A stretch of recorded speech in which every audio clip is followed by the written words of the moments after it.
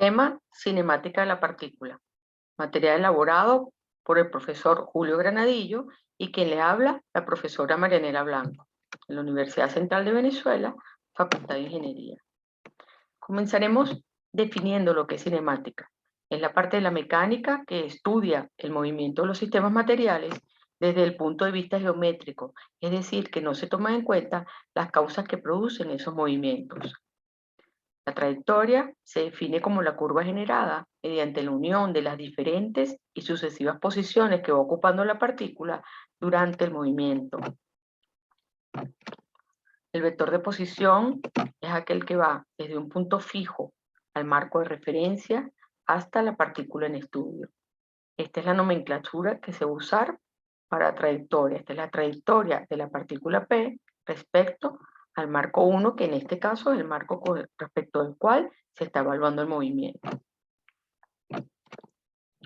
El vector velocidad de la partícula P respecto al marco 1 se define como el cambio de posición en el tiempo de la partícula respecto al marco mencionado. O sea que matemáticamente es la derivada del vector de posición respecto al tiempo y al marco 1.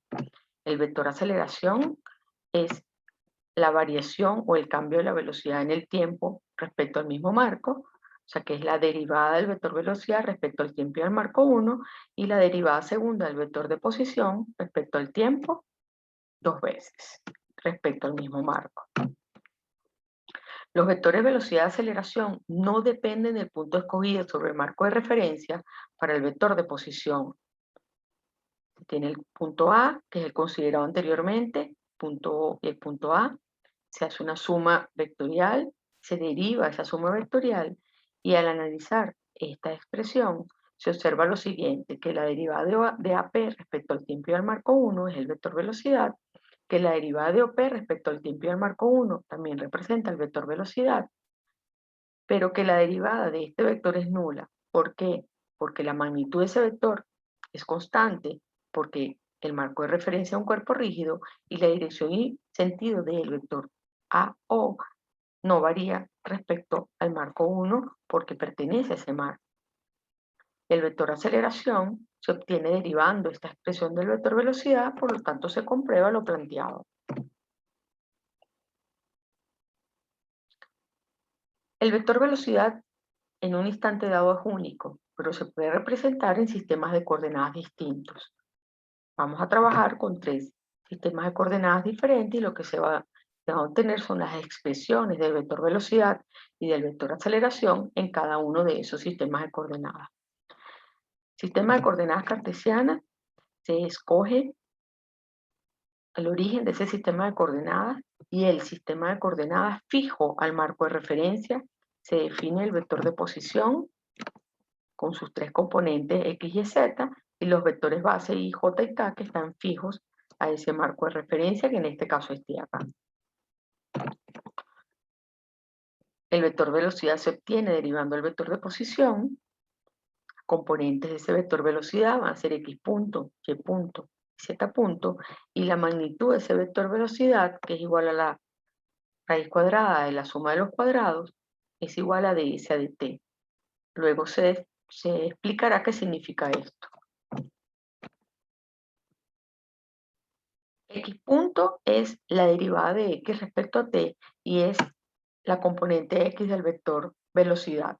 De manera análoga con las componentes y y z, y estas representan ecuaciones diferenciales que pueden ser integradas. Derivando el vector velocidad se obtiene la expresión cinemática para el vector aceleración en coordenadas cartesianas. El segundo sistema de coordenadas con el que se va a trabajar es el sistema de coordenadas polares, y para eso se escoge un punto fijo al marco de referencia y una recta también fija al marco de referencia. La coordenada radial es la distancia que va desde el origen o desde el punto fijo al marco de referencia hasta la partícula en estudio. Es la magnitud del vector de posición. La coordenada transversal es el ángulo que forma el vector de posición con la recta fija y se puede medir en sentido antihorario o en sentido horario. Los vectores unitarios van a ser, son el vector E sub R, que va en el sentido, la dirección en sentido creciente de R, o sea, que define la dirección en sentido del vector de posición. El vector E sub θ es el vector transversal, que es unitario, perpendicular a su R, y su sentido depende de cómo esté creciendo el ángulo. Y en general no es tangente a la curva. Para encontrar las expresiones cinemáticas en coordenadas polares, previamente se proyectan los vectores unitarios en la horizontal y la vertical para encontrar la relación que hay entre la derivada de cada uno de esos vectores y los vectores sin derivar. Esto que está acá se hace una sola vez, se va a hacer solamente esta vez para obtener luego las expresiones cinemáticas en coordenadas polares. El vector de posición en coordenadas polares tiene la magnitud, que es la coordenada radial, y E sub R, que es el vector unitario radial. Se deriva, ambos términos de la expresión son derivables. Se deriva, se obtiene el vector velocidad, y aquí se observa que aparece la derivada del vector E sub R, se sustituye por lo que se obtuvo previamente y se obtiene entonces la expresión del vector velocidad en coordenadas polares, donde está su componente radial y su componente transversal. La magnitud del vector velocidad en coordenadas polares también es igual a ds a dt. De manera similar se hace con el vector aceleración. Hay que derivar todos los componentes y se encuentra entonces la expresión cinemática para el vector velocidad, aceleración en coordenadas polares, donde tiene la componente radial y la componente transversal de dicho vector. En coordenadas intrínsecas se representa el movimiento de la partícula utilizando como parámetro la longitud de arco. Y esa longitud de arco se mide sobre la trayectoria a partir de un origen fijo a tierra, fijo al marco de referencia, al igual que en los sistemas anteriores, pero en coordenadas intrínsecas. Además, ese origen tiene que pertenecer a la trayectoria. El vector E sub t, que es el vector unitario tangencial a la curva en el punto considerado, y el sentido siempre va hacia donde crece el arco, sin importar hacia dónde se está moviendo la partícula. El sentido del vector E sub t, en este caso es hacia la derecha, porque la longitud de arco también crece hacia la derecha. Se aplica la regla de la cadena y de la geometría diferencial de curvas. Se obtiene que la derivada de OP respecto a S es igual al vector tangente, y se tienen tres expresiones para el vector velocidad, y de aquí entonces se analiza que la magnitud del vector velocidad es igual a ds a dt. Se compara con lo que se obtuvo en los sistemas anteriores. Esta longitud de arco puede ser creciente o puede ser decreciente. Depende si el vector velocidad es positivo o si el vector velocidad es negativo. Se deriva el vector velocidad para obtener el vector aceleración. Se aplica la regla de la cadena. La derivada del vector tangencial con respecto al arco es igual a E sub n sobre ρ, donde sub n es el vector unitario perpendicular a sub t y apunta siempre hacia el centro de curvatura, y ρ es el radio de curvatura de la trayectoria en el punto considerado. Aquí se tienen las expresiones del vector aceleración en coordenadas intrínsecas. Aquí se observa el vector tangente, el vector normal que apunta hacia C, que es el centro de curvatura, y están las componentes tangente y normal de este vector aceleración. El círculo osculador es tangente a la curva en el punto considerado y su centro es C, y la distancia desde C hasta P es el radio de curvatura.